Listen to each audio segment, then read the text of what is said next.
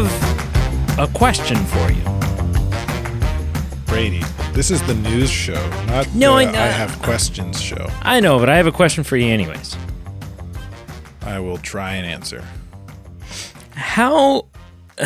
Okay, they were debating this on the radio the other day. I was in my car, driving to the office, listening to the radio as one does sometimes, and they were debating this, and it kind of got me thinking, and I don't know, made me question my own opinions on it, and I think I've reached my opinion, and so now I'm just curious because I don't really talk to anyone else in my life other than you and Pete. So if I'm going to debate something, it's going to be with one of you. And I'm totally good. At some point, I'm going to get Pete's opinion on this as well. But Pete's not here, man. So the pressure's on you. So in North America, and I don't know if this is like also in like European countries or other cultures or whatever, but in North America, there is sort of this older tradition of when a man, again, and there's going to be all sorts of things in what I'm about to say that are going to sound like, you know, patriarchal and like this old way of doing things and blah, blah, blah. But I don't mean any of it to be. I just, historically, the tradition has been that a man proposes to a woman, right? Now, there's nothing wrong with a woman proposing to a man, yada, yada. But like if you're looking at throughout history, who has, you know, how has it gone more often than not? Well, more often than not, the man has proposed to the woman. And there's kind of this like old tradition where the man prior to proposing to the woman will go and talk to his girlfriend's father and sit down with him and essentially ask for permission to ask his daughter to marry him. You More track of a with me so far? blessing than permission. But yeah. Well, yes, I would say it's sort of turned into that more of a blessing territory. But it definitely, like if we're going back to the roots of it, it was more of a I would like permission. Back. Yeah, and I don't think it happens near as much anymore. I think it's sort of a dying tradition. But I was curious, when you proposed to your wife, did you do that? Did you go to her father, sit down and say, look, this is what this is what I want to do. Can I have your blessing? Can I have your permission? And if yes or no, regardless, what are your thoughts on this? On whether or not it's something that should be done? I feel like you know the answer to this already. I have a hunch. Because we've got some history. But so I not only asked for permission or my father-in-law and mother-in-law's blessing once, I actually did it twice. I had to do it twice. And we won't get too much. I'll just quickly pull back the curtain a little bit for those who aren't. These two incidents were separated by several years. But me and my wife dated for quite a while, and then I thought it's time to move on the right step. I bought a ring. Yep. Things seem like they're going for good. Their blessing, and then like the day I was planning on proposing, I realized we're not on the same page, and a week later she broke up with me. And that was hell. And then 4 years later, we got back together and got married. And I felt like I had to do it all over again. The sequel. I did it twice. Yeah. And so obviously it's something you're in favor of then. You think it's a good, healthy, smart tradition. I'm pretty traditional in my thinking. Mm-hmm. And some of those kind of traditionalist thoughts, I don't have a lot of, like, I've had conversations with my wife about this, like the wife taking the last name of the husband. Sure. Right. Yep. Like I think that that's how it should go. I'm not forcing my wife to take my name, and she hasn't. and she's not it. She doesn't really want to. No, I wouldn't either. No. And in our conversations, like, I don't really have any good reason why it should be this way. This is the way I feel like it should be. Yeah. But then I'm not outside. I'm also not like that's the way it's always shoving been. it. Like, I'm not going to force her to do something she doesn't want to do. Right. You probably wouldn't be able to anyways, because I know your wife and she's pretty headstrong and in a good way. We wouldn't be married if she'd kick you. I'd be worried about you. Anyway. So, but in the case of this, I think there are some strong merits for why it should be. We won't get into it. Why a guy should be the one to propose, and reasons why he should be, especially if the parents are kind of in the picture especially in a kind of loving or meaningful way. Mm-hmm. That there should be a conversation there. So here's a question then for you, because I'll pull the curtain back. I have landed on the fact, like, so I was married before. Yep. And I did the same thing as you. I only did it once. I only had to do it once. But I did go to her parents ahead of time and say, this is blah, blah, blah. And maybe I did things a little bit out of order because, like, I already had the ring and I, like, showed it to them and stuff like that. But, like, I don't know, whatever.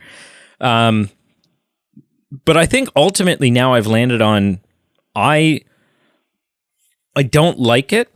I don't like I have some issues with the tradition. And if I were ever to propose again, I don't think I would do it. And further to the point, if someday I have a daughter, I wouldn't want, and I would be very uncomfortable if someone who she was dating came to me and asked permission or blessing or, what have you, to marry her. And I'll tell you why. So my question for you then is, what would you have done if you hadn't gotten that blessing? Like, what would you have done if, this is the girl for me, she loves me, I love her, we've had conversations about it, we both want to spend the rest of our life together, so on and so forth, and then you go to the parents for their blessing, which at that point you're probably thinking is more of a formality because it's, this thing's locked and in the bag, here we go, and then her parents said to you, no, we don't give you our blessing. What would you have done? Well, I mean, hypotheticals conversations are hard to predict how you're rationally going to act, if you're going to act. Sure. No, but I mean, would you go, okay, like, well, I can't marry her then? In my mind, the way it would play out would be during that conversation where I ask if the answer is no, I would make it clear that, well, I'm still going to ask her and hopefully we're going to get married. Right. But I mean, can you explain to me why? Like, what are your reasons? What's your hesitation? Because what do you mean you don't like my beard? The only person that knows you better than you is your parents, if your parents have done their job. I would say sometimes you can't really make that generalization. If there's a good relationship there, I'd say that would be true. It's not always the case, but in my case, it would be, I would say. So if her parents see something that is amiss or is a red flag, I would want to know about it. What's the red flag that makes you cautious about this union? Mm-hmm. Sure. Because I want to know about it. Yeah. So that I can do something about it, potentially. Mm-hmm. Yeah. So and then I would still go ahead with my plans, but the answer would be yes from her and not break up with me a week later, but right. Yeah. And so I think ultimately, like, that's what it comes down to for me. Like, if I look back to the origins of this tradition, like if you go way back, Like, what is this tradition rooted in? And it's rooted in a time where, and this isn't like you can look it up because I have been and reading about this, and it all makes sense. Like, it's sort of what I read just sort of already confirmed what my suspicions already were, is that this comes from a time where, it was a very patriarchy kind of thing, right? Where you literally did need the permission to, like, that ownership of the daughter was being passed from the father, from one male figure to another male figure, right? And this is old. This is like, I'm talking like old, right? Like Little House on the Prairie crap. But that the origins of it is those people wouldn't look at it as ownership as much as they would look at it as responsibility, though. No, well, the responsibility of taking care of the individual. There certainly was a time where it was probably more the way they would perceive that. There certainly was a time, especially in like across the seas, like in England, where it was very much more ownership, and that's just history. That's not my opinion. I would have a hard time. I have a hard time swallowing that as a truth. You can't say that for sure. I mean, you can look it up for yourself. I can't say for sure what people were thinking. Neither of us can be. No one can for 100%. No, I mean these are history books. Like, I'm not as a father, as a child of somebody, and like I can't see somebody looking, or as a husband, I'm never going to look at my wife as a property. She's my wife. And that's why I'm talking hundreds of years ago. I have a responsibility to her as much as she has. Absolutely. And they didn't have the same rights, yes, but I don't think an individual would look at their daughter or their wife as ownership as much as they would responsibility. Anyway, well, I implore you to do your own research and look up the history and blah, blah, blah. But regardless, so my thought, the reason why I wouldn't do it, and the reason why I wouldn't do it is because it comes out of why I wouldn't want someone dating my daughter to do it either. Because as a father, your hope in life, one of your primary goals as the father of a beautiful little girl, is to raise a girl or a boy or whoever, right? But to raise a child who is able to make their own smart decisions, is able to pursue the things that they want in life, and to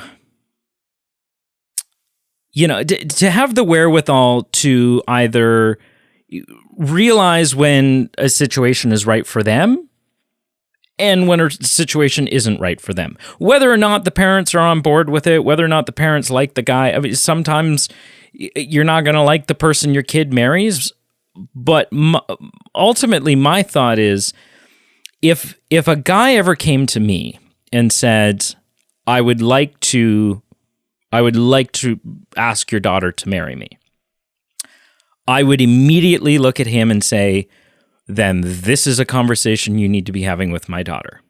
Not me. Not me. Because at the end of the day, if my daughter likes you, if my daughter is happy with you, if my daughter has chosen you and wants to spend her life with you, then regardless of whether or not I think your jokes are funny, regardless of whether or not, like X, Y, Z, then that needs to be good enough for me. Then I'm happy. If my daughter's happy, then I'm happy. Now, if there's stuff where like, well, she's always crying whenever she's talking to you, or we have reason to believe that you are beating her up, or whatever, I still don't think that applies to this scenario, because something has gone horribly amiss if these concerns haven't been brought up prior to, hey, I'm thinking about marrying her. Right? Like, if there are big issues afoot, then either they're serious enough to bring up, in which case, as a parent, you should have already discussed those with your daughter. Like, hey, we have these concerns about the relationship you're in, regardless of the prospect of nuptials. Or they're minor little nitpicks. Yeah, you don't really like them. It's something about them. Something about them we don't really like them. In which case, it doesn't matter. Keep that to yourself. That's it's not your relationship. It's not your, it's not whatever.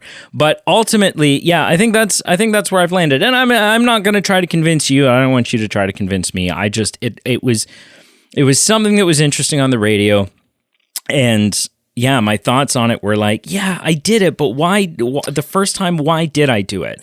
Well, because it just kind of seemed like the thing that people do. Right? That was, I don't know, it just seemed you do this and then you buy the ring and then you talk to the parents. And then I was doing it not because I thought about it and it was something I truly believed in. I was doing it because I thought that's just what you do. I think my main kind of rebuttal to that would just be, as a parent, you have a kind of a responsibility of care for your children. It doesn't matter whether they're 2, they're 10, or they're 30. You have some responsibility to care for them. Sure. And in my mind, regardless of where it's come from, the sort of that asking for a blessing has become more of a do you trust me to hand all over that responsibility of care to me? Sure. But I think that's what it's more become and what it should be. And a lot of what it used to be was,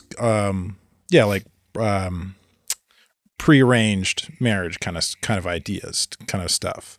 Yeah. Kind of stems from that, which, I mean, if you look at marriage statistics today, North American marriage statistics are haunting. Okay, we're going down a path here. We're also 18 minutes in, and we haven't actually started the show. Prearranged marriages in other countries, the percentages of those marriages lasting a lifetime are through the roof. By comparison. Yeah, but they happy marriages? I mean, there's all kinds of things that we're not. Yeah, but regardless, hello and welcome to the Movie Men podcast.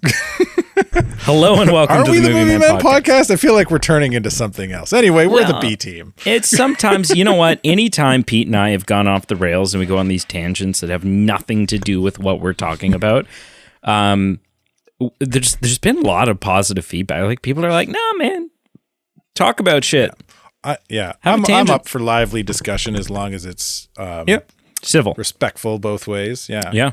I respect yours if you respect mine. Yeah. Did you say the B team? Yeah. I don't know that you said the B team. Did you? I said the B team. Yeah. Well, you just didn't do it in a very Carl-esque way, I think. We're the B team. There we go. My name's Brady, and I'm Carl. And aside from being a social norms debating podcast, we're also a movie podcast. And we are here doing another weekly news show. And this is a special week. It's a special week. And it's not like a special week because, there's any like one big crazy thing. It's just a special week because the news this week there's like some spicy news. There's some hot topics that I'm excited to talk about. To be 100% honest with you, to pull the curtain back, I would say there's never been a week where there's not at least one or two good topics to talk about. But there have been weeks where it's like, okay, there's 2 great topics to talk about. Okay, let's find a couple others that sort of seem like they're worth chatting about. The show notes in this one are pretty. They don't stand out to me. I like the first one. I like the first one. You like the first one? Just because my imagination runs wild from the article you linked. Oh, interesting. Well, there's a bunch of things we're going to talk about, and hopefully I can liven up the remainder of the topics for you. But let's just jump right in. So, as we've talked about numerous times on the show, for some godforsaken reason, they are returning to the Gladiator franchise and are currently in the process of filming Gladiator 2. Now, I have been not a proponent, but I've been a defender of studios returning to old franchises and doing a legacy sequel to them. If for no other reason than simply on the merits of, it's good business. It makes sense.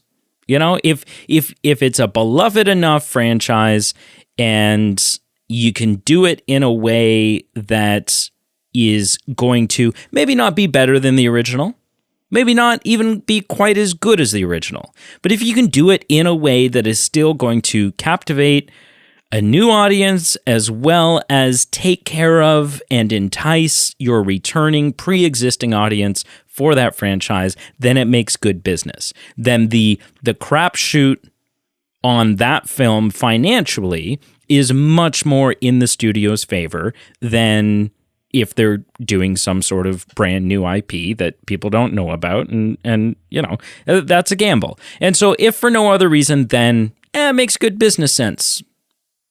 I've been a defender of that decision. Gladiator seems like a weird one to me. I don't know why. I think it's because there's only one. Like, there's only one Gladiator. It's like it's not. The second one is what's going to turn it into a franchise. It's not already a franchise. On top of that, the story kind of wraps itself up pretty. It's not asking for another one. Yeah. Like there's. I don't think there's a single real loose end in that film. No. Everybody dies. So where are the loose ends? Yeah. So basically, spoilers for Gladiator. No. So essentially, I mean, I think what we can all extrapolate from that is that Gladiator 2 is going to probably tell a whole new story. I mean, it's pretty much going to have to. But news came out last week that there was a little bit of a mishap on set. While filming a planned stunt sequence on the set of the Gladiator sequel, an accident occurred, during which several crew members experienced non-life-threatening injuries, a spokesperson for Paramount Pictures said. The safety and full medical services teams on site were able to act quickly so that those who were impacted immediately received necessary care. They are all in stable condition and continue to receive treatment, but a total of 6 people were put in the hospital. Like, not just, it's 6 people, I mean, maybe more than 6 people were injured, but 6 people were injured to the point where we're not just doing some first aid on set for you. Maimed or dismembered in some fashion. Yeah, I'm going to go out on a limb because I assume there's been nothing about what the stunt is or the nature of the injuries. Now, which is why this is so intriguing to me. Yes, I assume we're both going to speculate. My speculation is...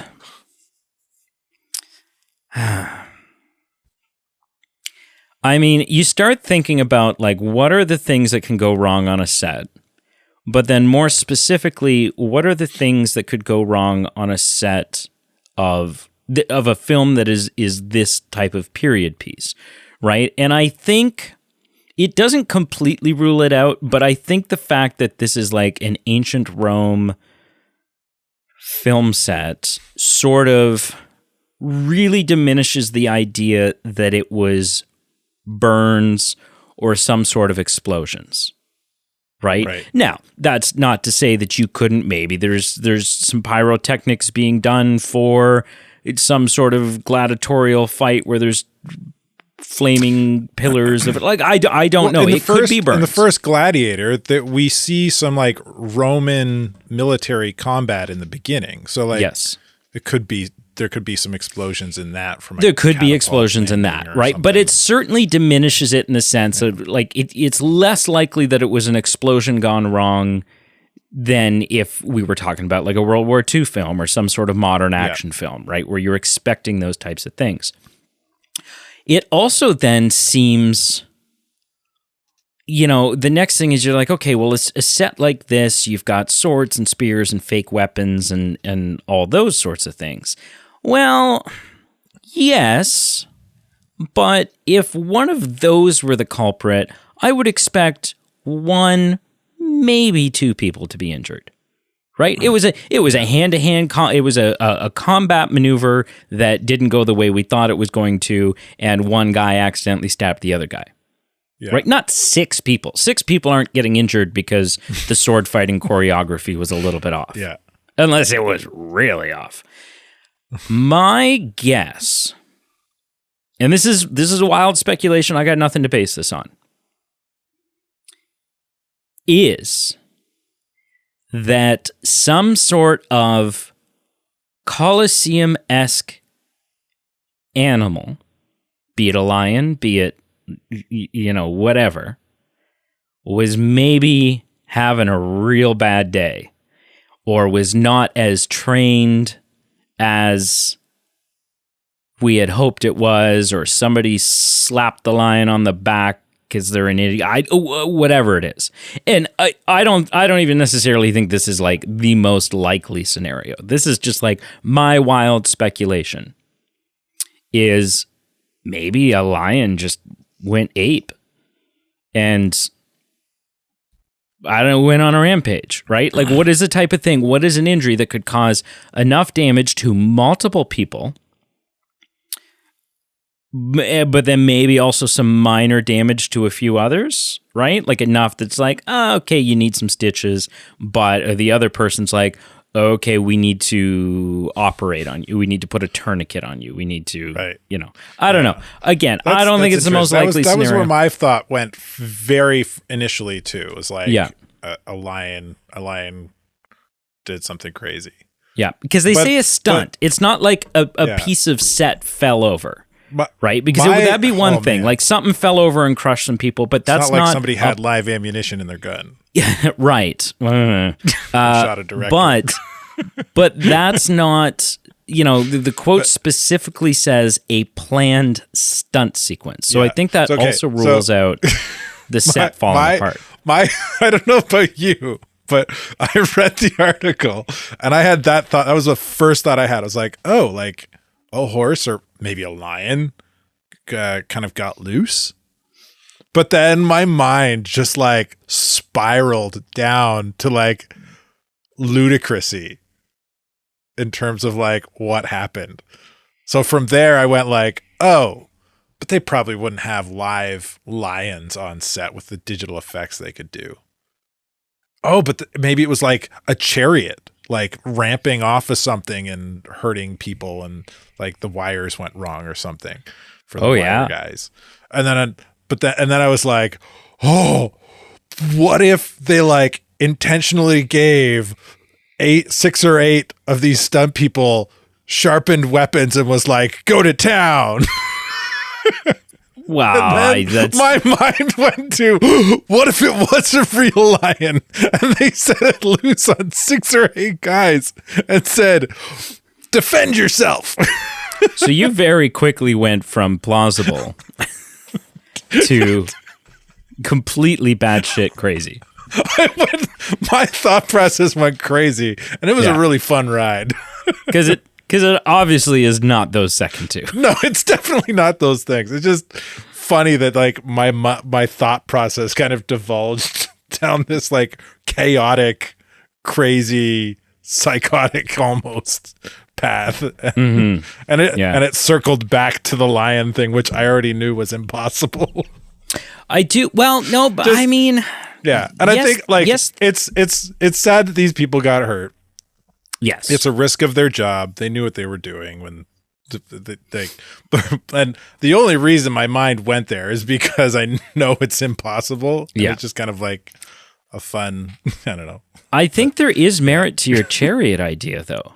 Yeah, that one's plausible, I think. If you've got a scene where there's like 4 or 5 chariots, if something goes wrong with one, the likelihood goes up that something's going wrong with the right. One swerves and crashes into another one, which causes that to hit the next one. And just think of like the chariot race from Ben-Hur, like some of the crashes they did in that, man. Like, it'd be very easily for people to get hurt.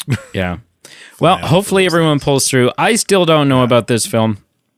I mean, I know lots of people who are excited about it, and I know lots of people who are sitting there going, what?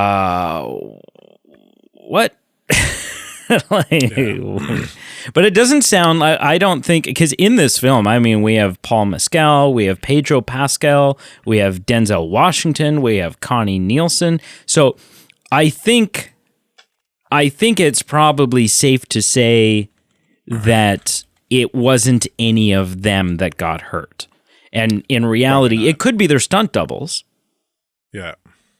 But I think we would know if probably all stunt doubles. I don't think any of those people are known for doing their own stunts. But again, like if Pedro Pascal had been hospitalized, I think we'd know more. Yeah. We'd have heard something about that. There'd be more information. Yeah. Anyways, moving on. All right. So, Avatar. Yes. Avatar: Way of Water on Disney Plus. Pete and I crapped on the first one for a very long time. Very, very long time. Then we reviewed it for the show, which means I rewatched it for the first time in like 10 years. And I was like, you know what? I don't think it's as good. It's overhyped. It's overrated. It's not as good as people think it is. But it also doesn't deserve the crap I've been giving it. It's not as bad as it was just kind of cool to hate Avatar, and I was like, well, maybe that's not so cool. Avatar: Way of Water, I thoroughly enjoyed. Like, it still wasn't, it's not like my movie of the year, but I was like, oh, okay, you know what? I may have drank a little bit of the Kool-Aid now. I may be on the hype train, and I am looking forward to the next one. Because I like what you did with this. I like the way that you took it and changed it up, and now it was about the water Na'vi, and now that we know that the next one's about the fire Na'vi, and that you're going to kind of work through these different elements. Okay, I'm on board. Now, Avatar 2, The Way of Water, was riddled with release delays. And not because there was necessarily problems on set, just because the Avatar series, as has been James Cameron's way in just about everything he does, has been groundbreaking, pushing the industry to new limits, doing stuff that nobody's ever done before, biting off not necessarily more than they can chew, because they seem to have chewed it every time so far, but biting off a very big chunk of this chocolate bar. And it just kept getting delayed. And then obviously the pandemic played a role in that as well, caused it to be delayed a little bit further. But it took us years. It took us over a decade. Well over a decade to get Avatar 2. Now, we were supposed to get, once Avatar 2 came out, because he had shot Avatar 2 and 3, I think, at the same time. And once they were finished with all of the post-production on Avatar 2, they were able to move immediately into the post-production on Avatar 3, and that we knew that 4 and 5 were probably not going to be, that these weren't going to be as long of a wait as we had the first time, because there wasn't going to be as big of a leap in the technology and what they were trying to do, and so on and so forth. So, we were supposed to get Avatar 3 on December 20th of 2024, next Christmas. So 2 years out, approximately, from Avatar 2. Well, there's been a delay. Are you surprised? Are you surprised that an Avatar movie has been delayed? Stop the presses, call the president, hands down, pants down. I am shocked. I'm suing. It's been delayed by almost a full year. Full year minus a day.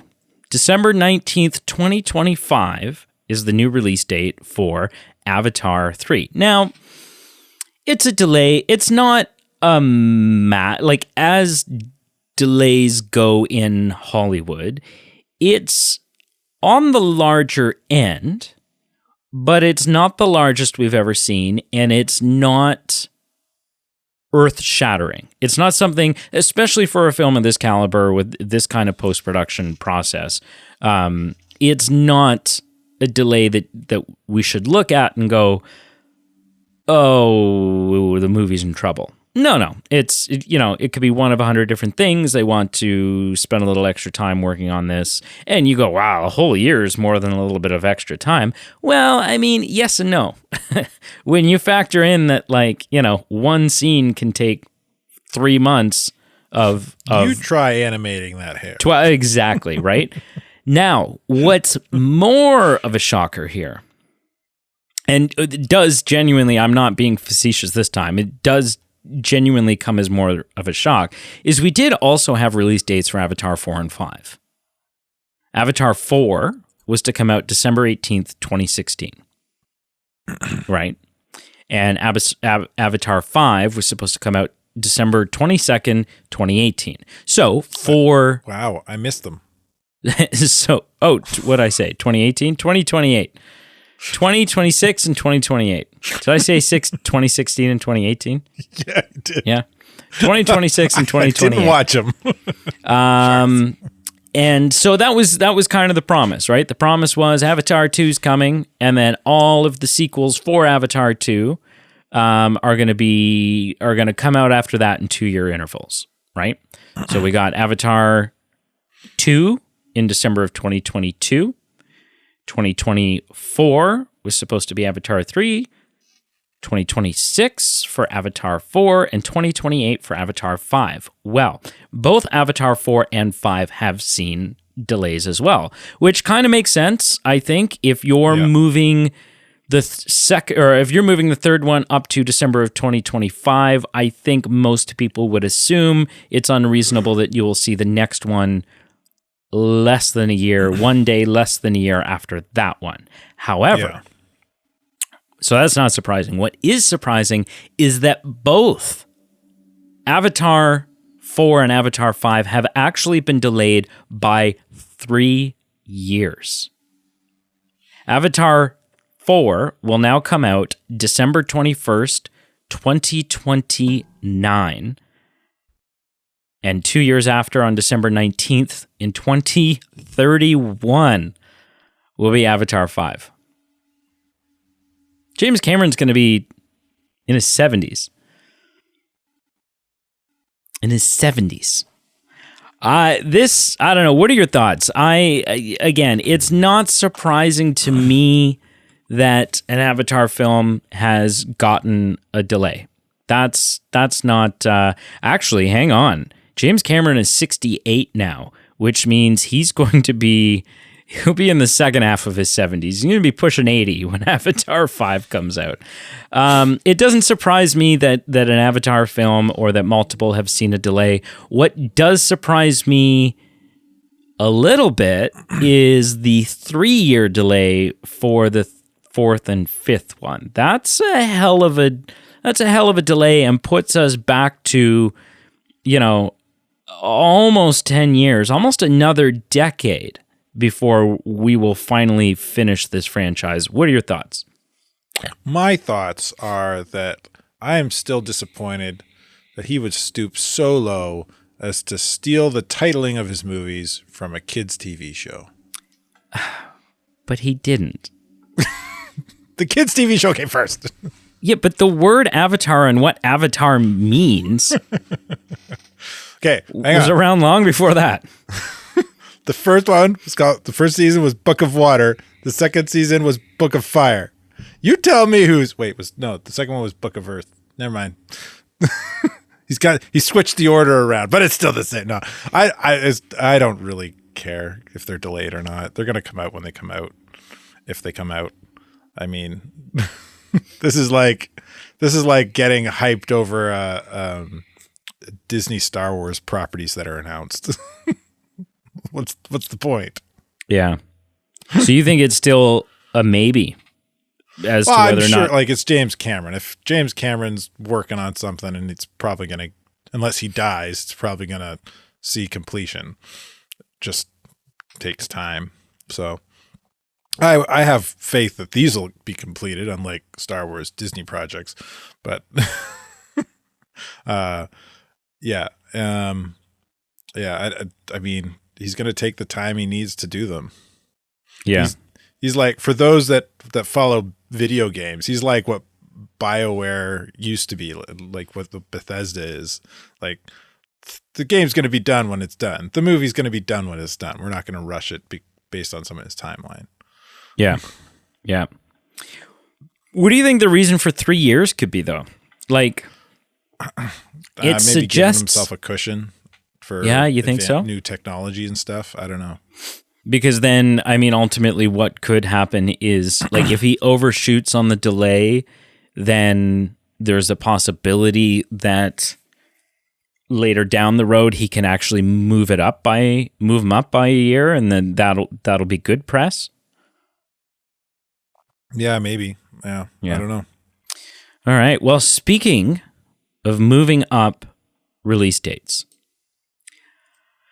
probably one of the most exciting pieces of news that I've gotten, I would say the second most exciting piece of news that I have gotten in terms of movies in the last 5 years, has been the first one, obviously, being that Michael Keaton was returning as Batman. Hands down, that took the cake. Nothing was going to be more exciting to me than that. Second, in a very close second, was the announcement that Hugh Jackman would one last time, again for the second time, for the last time, don the claws. That he was reprising his role as Wolverine in Deadpool 3. I will never forget seeing that announcement. Like, the world was shook. The internet broke. The movie news outlets were like changing their underwear. It was like, it's just crazy. It was teased so much by the two of them before it was even official, that because they were doing all these kind of back and forth things, that when they did announce it, it literally seemed unreal. Well, and I mean, the two of them, Ryan Reynolds and Hugh Jackman, have had the greatest fake online feud in history. Yeah. It has just been hilarious to watch the two of them go back and forth at each other.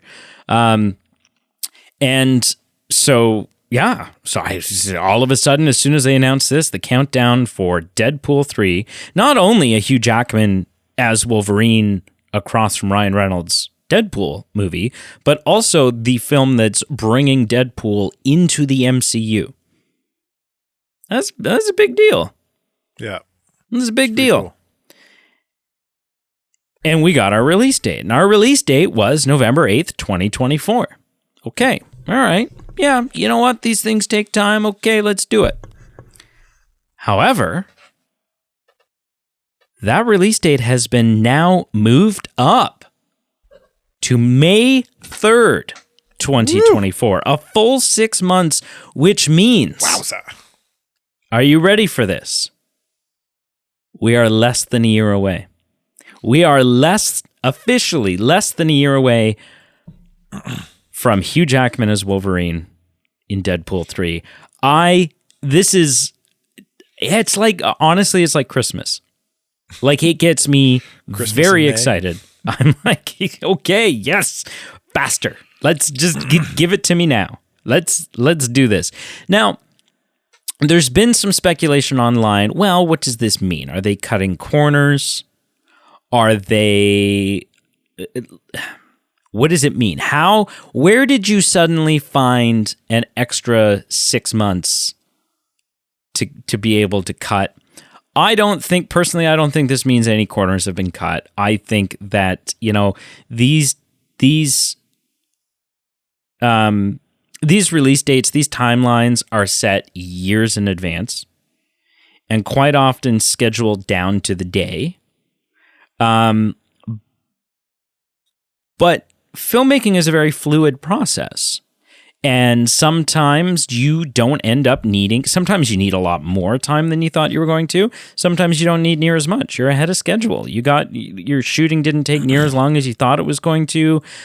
Because of some changes you've made, it's not going to be as effects grueling. You're not going to need that extra time for whatever.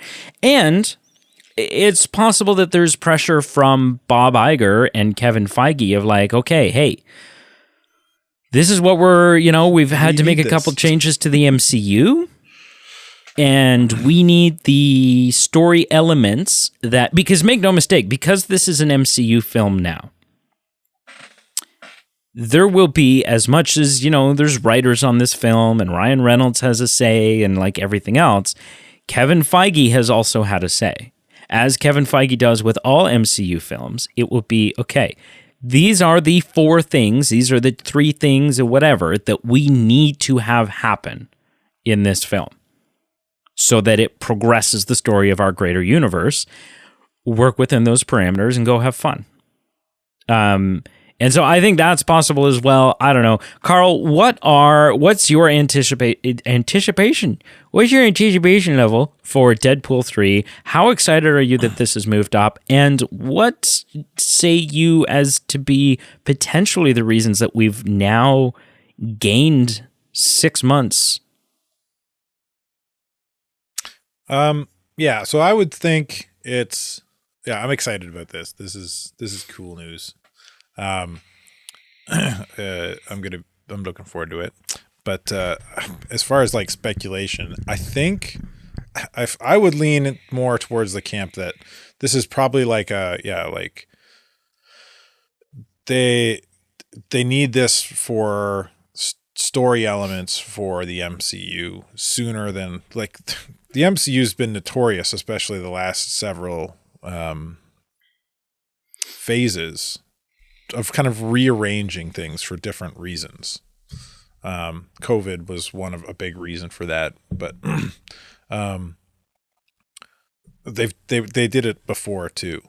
But so this kind of shuffling of when movies are released is not new to the MCU. So I feel like this is probably like one of those shufflings, like, oh, this is going to fit better here because we need to tell these stories after. It's going to work better for our overall plans. And if it's not that, it's I would say there's probably a good chance that maybe they just were looking at kind of the lineup of films coming out in November and we're like, this isn't going to work for us. It's a loss for us to release this in November. We're competing against ourselves, or we're competing against something that's not worth competing against. Let's push it to an earlier slot when we know we're going to have a stronger showing at the box office. Mm-hmm. So it's that happens a lot. It's either for story or it's for money. One of the two. Yeah, that happens a lot. Where they're like, okay, like this is what we're competing with, and is that something that we want to do? And quite often the answer is no, and sometimes it's we can take them. We can take them. Yeah. It's hard to say. It's hard to say what the reasons are, because right now, slated for November of 2024. Yeah, there's a lot.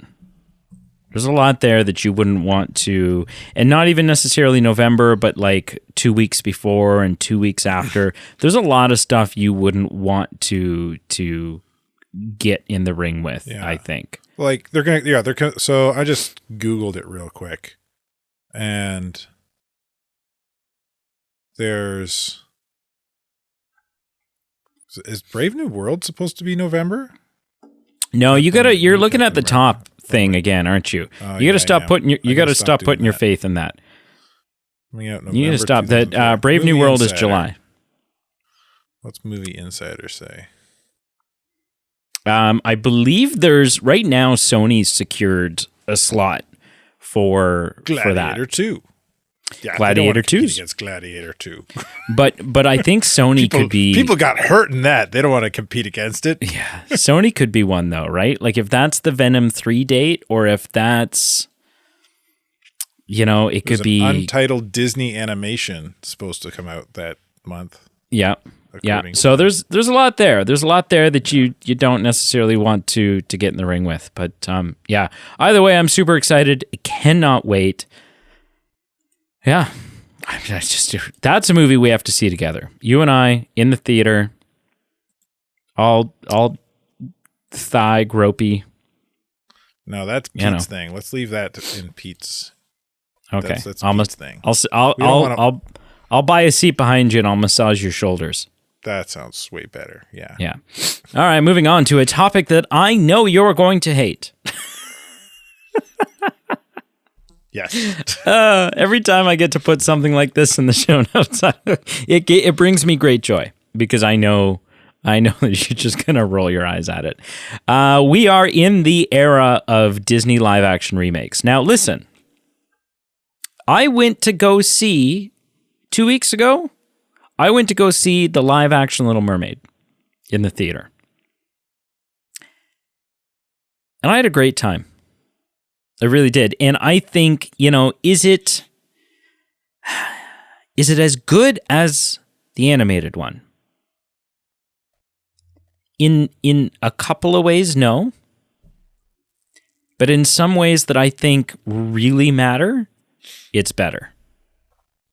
I think it's better.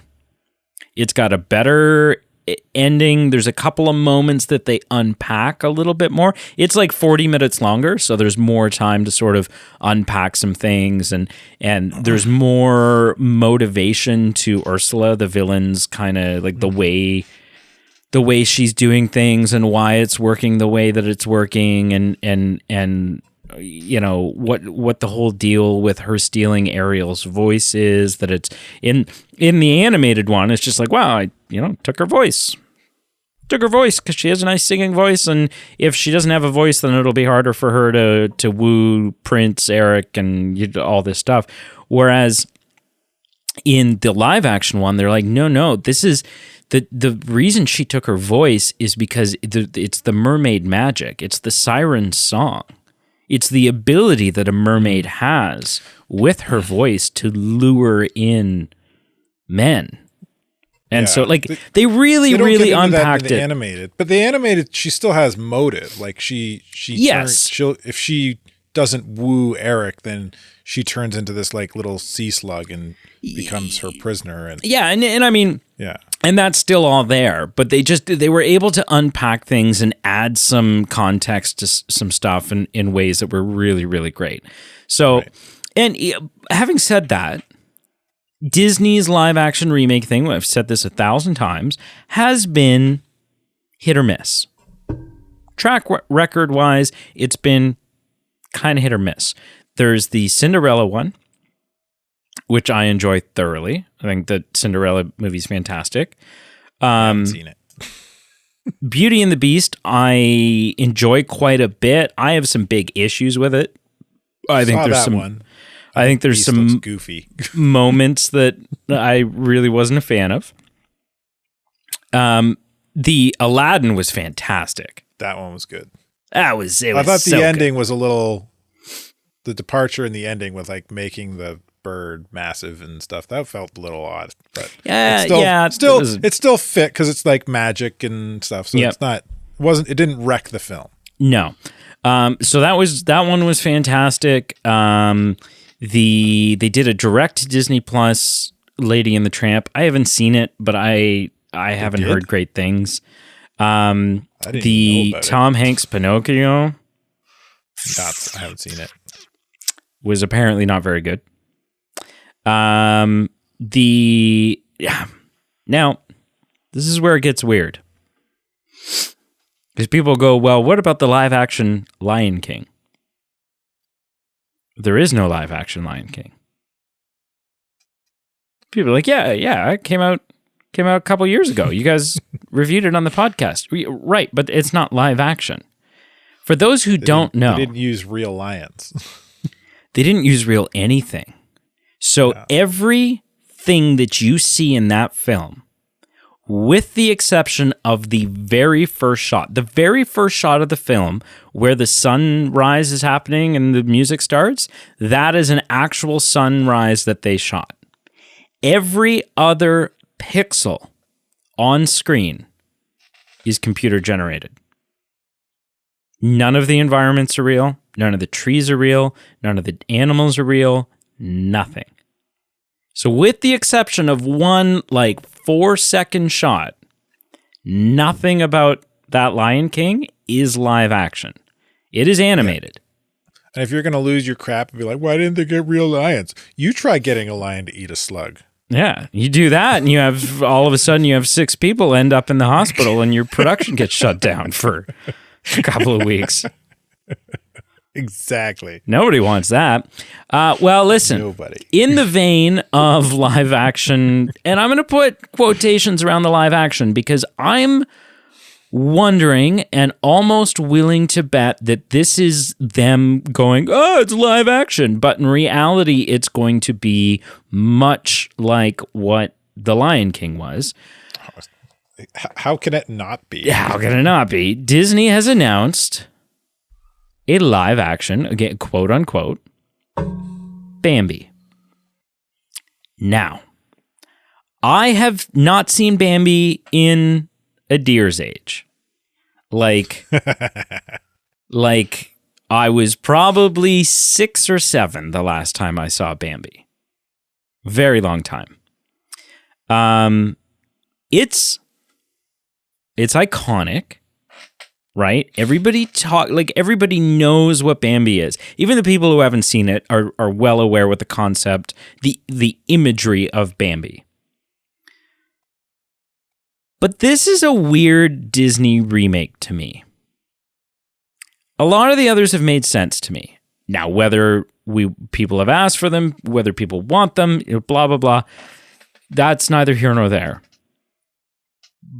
But the others have made sense. Lion King. It's so beloved. Lots of people's favorite Disney movie is Lion King. Sure, do Lion King. Aladdin makes sense. The Little Mermaid made sense to me.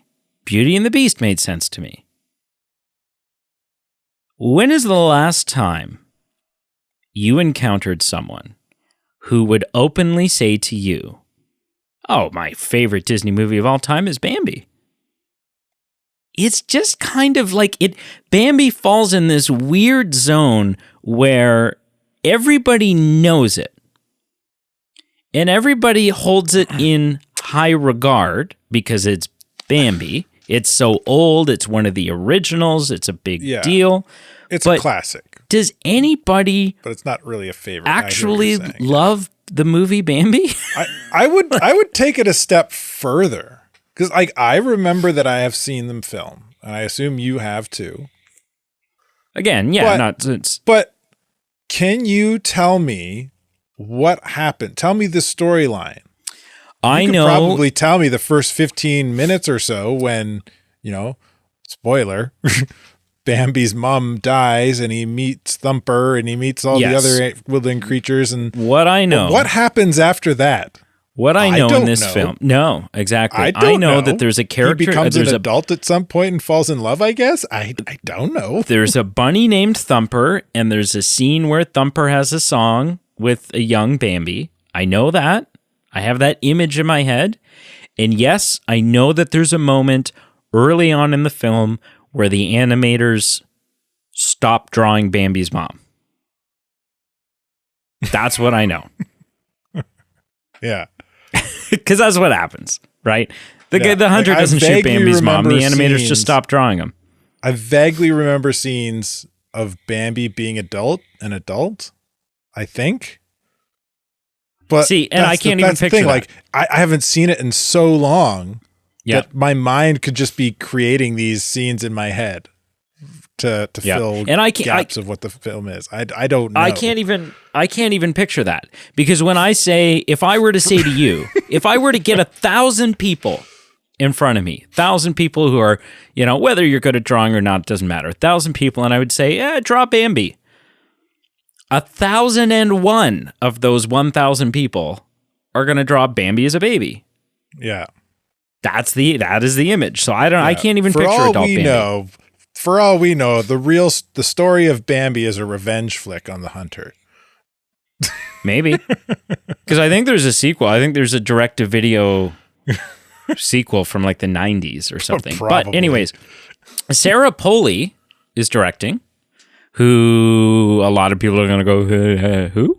But you shouldn't, because Sarah Polley is an Academy Award-winning director for Women Talking. Yeah, won the Academy Award for Best Adapted Screenplay. So there's that. So he's got directing chops, but he's not a household name. I mean, that's the thing. If you're, she's won an Oscar, and so if you're gonna get talent, get someone who's got an Oscar on their shelf for sure. For sure, that makes sense. This is going to be an interesting one for me because, again, I don't know what it'll boil down to, because again, I don't think anyone's favorite Disney movie is Bambi. And so what it will boil down to is, will the iconography of Bambi be enough that when this thing hits theaters... will the first 15 minutes be enough iconography of Bambi? Yeah, be enough that people are going to, want to go see this. And second of all, for the most part, you would think, oh, it's a live action Disney remake. We're going to take our kids. Part of it is largely for the adults who grew up with the original, but also take our kids. If I remember correctly, again, having not seen it in a very long time and not really remembering Bambi, even in the animated one, Bambi's mom getting shot is pretty dark. Like, not just from a concept standpoint, but like, they don't show Bambi's mom lying there bleeding out, but yeah, it's I remember it being a sad scene. moment. Like, in terms of like graphicness, I don't think it's that bad, but it's portrayed as being a dark kind of somber moment. Right. No, it's the same as like Mufasa's death, right? And I don't think it's near as bad as when Littlefoot's mom dies in Land Before Time, but it's still sad. Steven Spielberg directing a Land Before Time live action remake. I would watch that. I would watch that. Oh man, a live action, like break out all the old Jurassic Park props and dinosaurs. Oh yeah, all the old animatronics. Yeah, I'd be all over that. But okay, so I'm against remakes, except for Land Before Time, directed by Steven Spielberg. And Steven Spielberg's condition, they'd be like, Steven, we would like you to do. Sorry, not Steven, Mr. Spielberg. We would like you to do a Land Before Time remake, live action remake.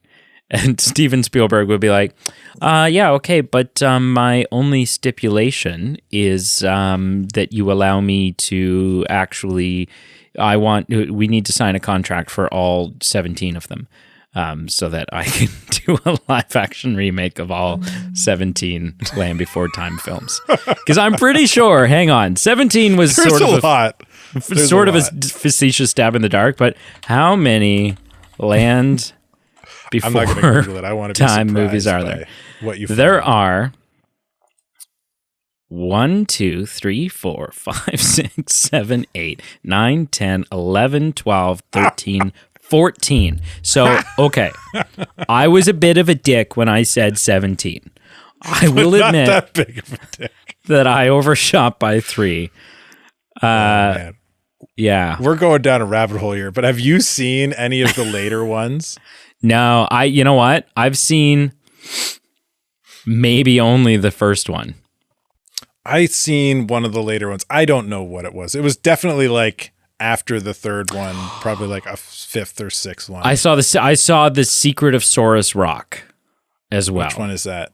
1, 2, 3, 4, 5. That's the sixth one. Came out in 1998. Okay. So maybe we saw the same one. I don't know, but it was bad.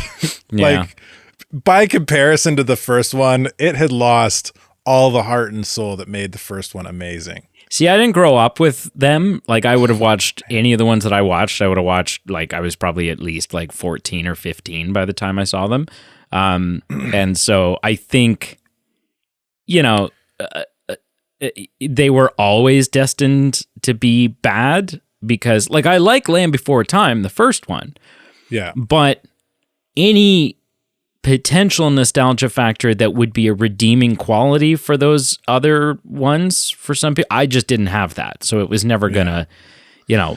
Yeah. So the original Land Before Time I had on VHS as a what kid. are we even talking about? I can clearly, it's the only VHS I know without a shadow of a doubt has visible degradation on a rewatch from the VHS. We watched it so much as a kid. Yeah. Yeah. That for me, yeah. I don't know. I mean, for me, that was Toy Story. That was first Toy Story, also The Lion King. I think my mom will tell stories. I watched Lion King every single day. Like every single day, Lion King was on. Yeah. So, yeah. Yeah. So you heard it here first. Steven Spielberg is doing fan casting of a lifetime. is doing Land Before Time, the live action reboot, and George Lucas is coming out of retirement to do the Brave Little Toaster. So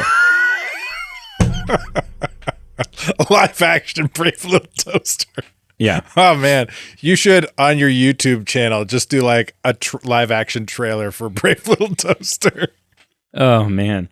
Just film my toaster. It would take and you my like vacuum. 10 minutes to shoot. You need to do it. Yeah. Yeah. Only if you got to voice someone because I'll need voices. You give me a script and I'll do it. Yeah. Okay. So what the hell were we talking about? What is this? Okay. Bambi. Yeah. So Bambi, it'll be interesting to see. It'll be interesting to see how dark they go with Bambi's mom dying. Yeah. It'll just kind of, I don't know. All the other, even the ones that have tanked, even the live action Disney movies that have not done well, I have looked at most of them prior to release and thought, yeah, I think this stands a really solid chance. Like, I think this is going to do well. I mean, look at what it is. This is one where I don't know. I'm going to have to wait and see the trailer is essentially what it comes down to. I think that first trailer will be very telling as to what kind of chances something like this has. But even at that point, it's not going to be a sure thing. So, moving on. James Gunn. Now, you and I feel like we're on this constant hunt for knowledge. And the knowledge that we're after is what the hell is a deal with DC moving forward? Like, what is canon and what is not canon and who is staying and who is not staying? And I feel like we are the super sleuths of that when it comes to internet movie podcasts. Well, James Gunn was recently did a couple interviews. He did a couple like hour-long sit on a podcast and chit-chat about the world and things that are happening. And the question, he talked about many things, but one of the things that came up was this character from an upcoming DC film, a DC film that went into production, started shooting, started post-production, like is not part of James Gunn's umbrella. This is a film that predates James Gunn with DC. It's like The Flash. Yep, like The Flash, like Aquaman 2, But as the head of DC now, it's still, he's kind of inherited this film. And he was asked about Blue Beetle. And James Gunn, speaking, by the way, to Michael Rosenbaum, who some of you will know as Lex Luthor from the Smallville series, It's a great podcast he's got. It's a great podcast. James Gunn said the first DCU. So we should specify the new James Gunn's universe. Up until this point, the DC movies, Man of Steel, Batman v Superman, Justice League, Wonder Woman, Aquaman, all of those have been in what's called the DCEU, the DC Extended Universe. James Gunn's version is dropping the E. It's just going to be the DCU. Sounds very similar to the MCU. Yeah. So whatever. They're not going to fight the trend. The trend, yeah. When the DC universe, cinematic universe started, they were really trying to buck the we're not DCU because they're MCU. It's like, just why? And James Gunn's like, no, that's stupid. Even I can see that's stupid. It's going to be DCU. So James Gunn said the first DCU character for sure is Blue Beetle, while Superman Legacy is the first full DCU movie. Now, there's a couple of things to take out of this. Because on the surface, it's a little bit of a confusing sentence. If Blue Beetle is the first DCU character, how is Superman Legacy the first full DCU movie? And right now, ultimately, all we can really do is speculate. But that's what I'm doing. That's what I'm going to do. You ready for some speculation? Shoot.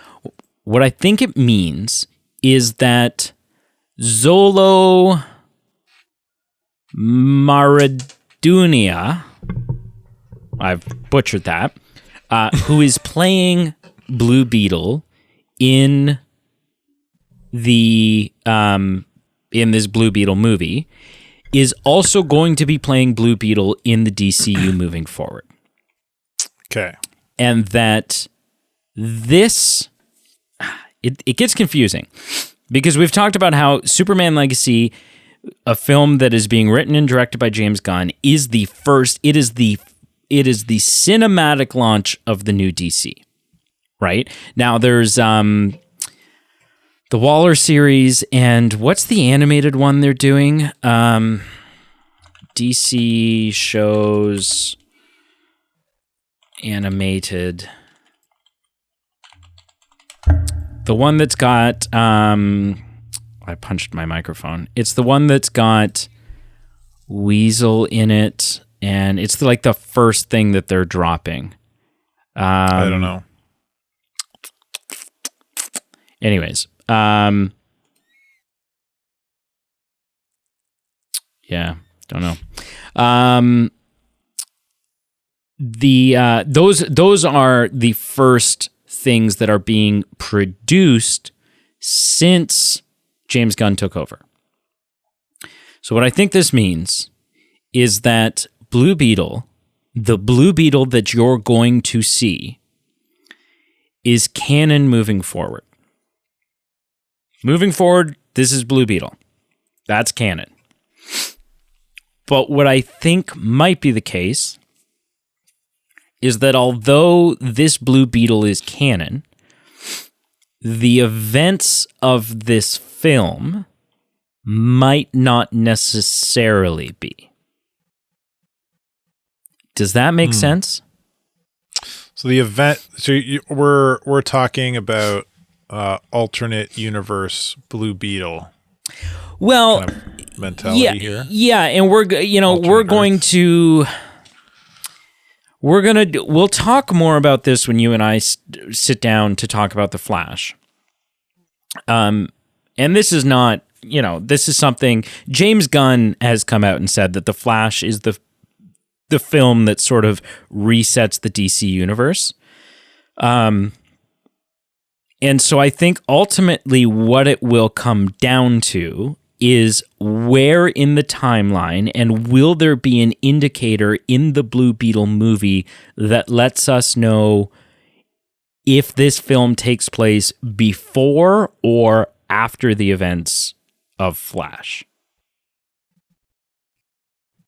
Because if it takes place before the events of Flash, then it's very possible for this to be the same Blue Beetle. And we're not going to go into details. Right now, we're just in the realm of what's already been speculated and revealed and whatever else. If the events of this film happen before the Flash, then it's very plausible for the actor to still be the same actor. Blue Beetle's the same guy. He looks the same. He acts the same. He's whatever. But maybe the events of this film never happened. Or did happen, but have now been erased. That's my speculation. Yeah. Just trying to make sense of what James... Because it's kind of a cryptic sentence, as James Gunn has been. Yeah. It's kind of a cryptic sentence. What do you think? How do you interpret this sentence? The DCU character first DCU character for sure is Blue Beetle, while Superman Legacy is the first full DCU movie. I mean, you called us the super sleuths of this DCU James Gunn nonsense that's been happening. Yeah, we know Dick. And, I don't feel like a super sleuth. I feel more like a super sleuth. I don't know what the heck I'm doing here. I'm seeing everything that's coming out, and I'm reading the news, and I don't know. So as soon as you think you've got it figured out, James Gunn says something, and all of a sudden you're like, okay, that's wrong. I don't have it figured out, apparently. Like, what is going on? I'm so confused. I want to know. Oh man. Yeah. I don't know. There's a part of me that hears, like, I hear her listening to you kind of ramble there. I wonder. Screw you. Like, I wonder, is this just James Gunn wanting the glory of the first DCU film? Like, he really likes the actor for Blue Beetle and the script and the film, and he wants it to be included in his DCU, but he doesn't want to give it the accolades of being the first because he wants his film to be. I mean, like, it's possible. One of the reasons why I would think that that's maybe not the case, though, is because of the praise that he gave to Flash, right? Although the Flash is not, well, see, now we don't know. I mean, parts of the Flash could be part of the new DCU. And that's something we're going to talk about when we do our Flash review. When we do the Flash episode, we'll dive into that. But the Flash does not clear anything up. It doesn't clear anything up. It creates a lot of questions. It creates more questions than it answers. But fun of questions. What is the DCU going to look like? But fun questions. Questions I'm looking forward to unpacking. They're great questions. But you can fan theory a lot off that movie alone, what James Gunn's DCU is going to look like. Yeah, like, good God, was our new Batman just revealed to us? Because that would break my brain. Oh, man. That was okay, but no, let's not. Okay.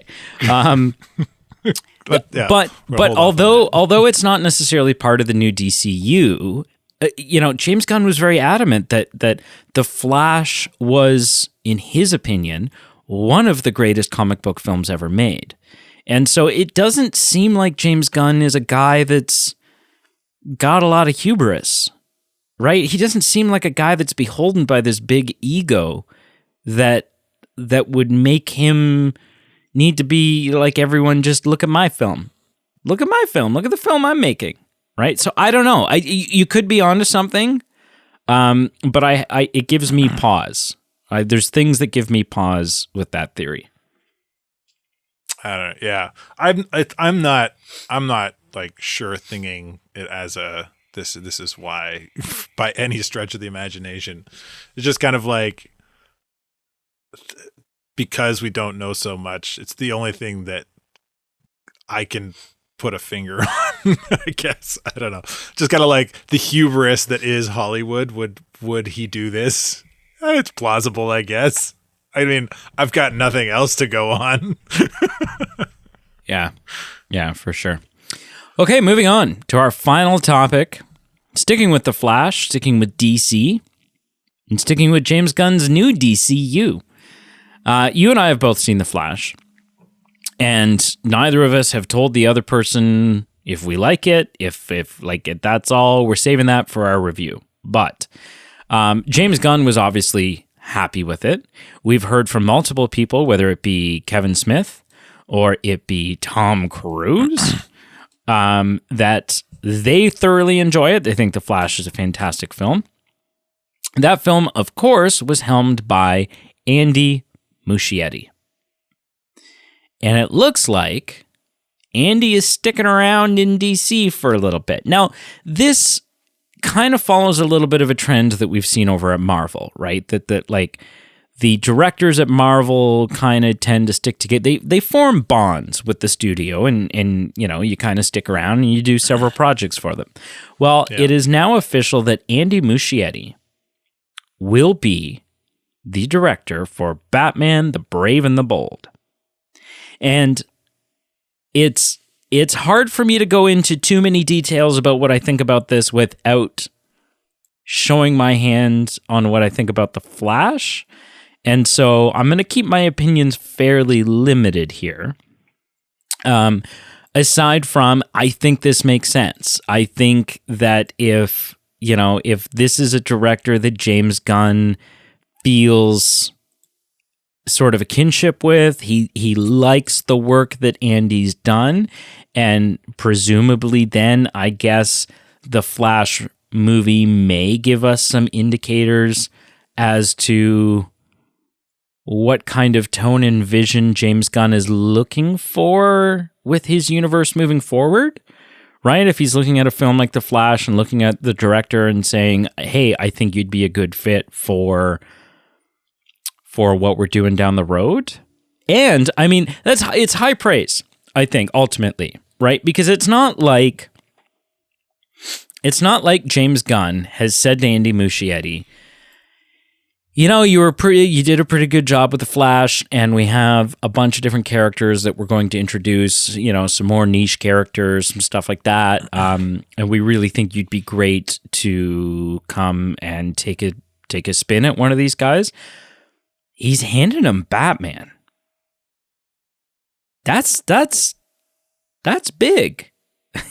Right? Like, you don't give, especially if you're relaunching your DC universe, if you're redefining your brand, you don't just hand someone the keys to Batman, to the Batmobile,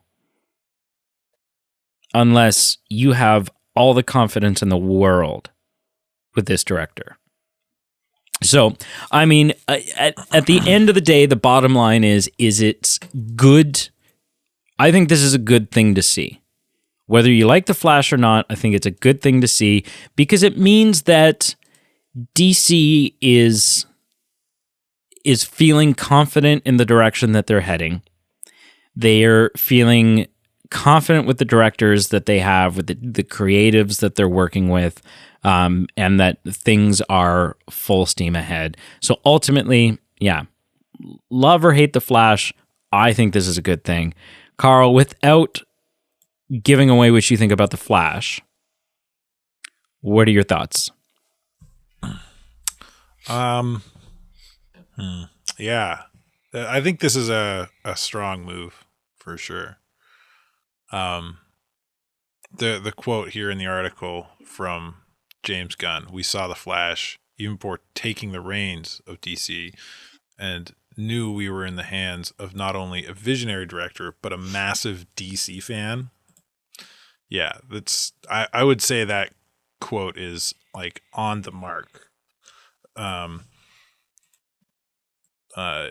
If you want to kind of understand that more, I guess you'll have to listen to our Flash episode when we do it.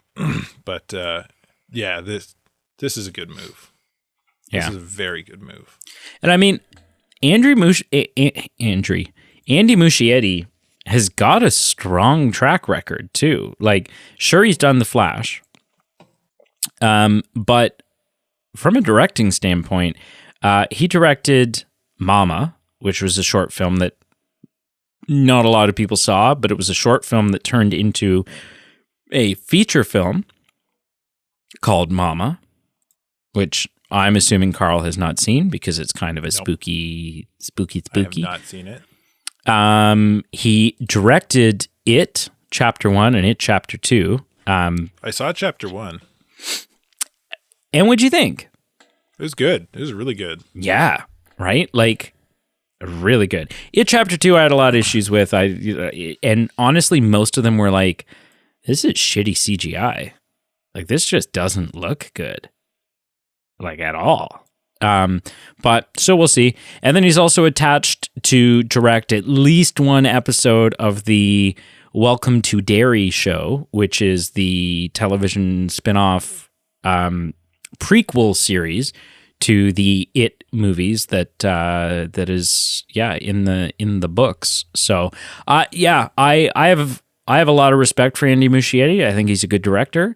I think this is a good move. It's a good move. Mm-hmm.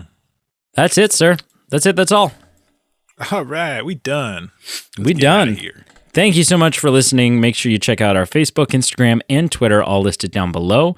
Check out our Patreon page. For as little as $1 a month, you can support the show, as well as getting some fun little perks in return. Actually, I think Pete and I are actually recording a Patreon exclusive episode tonight. So that's something that you're not going to want to miss. Little as $1 a month, man. $1 a month. Get on it. You can't even buy it, like, with inflation, you can't buy anything for $1 a month now. This is literally supporting the Movie Men podcast is about the cheapest thing you can do. Look at it that way.